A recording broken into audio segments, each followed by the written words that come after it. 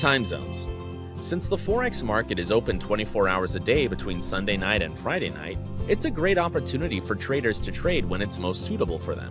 Even so, the time of trade becomes more critical the more experience the trader gets, because traders will have better trading opportunities when the most trades are being made.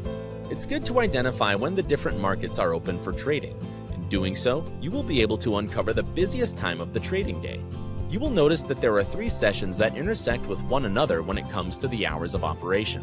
Sydney and Tokyo intersect between 7 p.m. and 2 a.m. EST. Tokyo and London intersect between 3 a.m. and 4 a.m. EST, and London and New York intersect between 8 a.m. and 12 p.m. EST. An example of a good time to trade the euro or pound would be between 8 a.m. to 12 p.m. EST, when the euro, USD, and the GBP, USD currency pairs are being actively traded.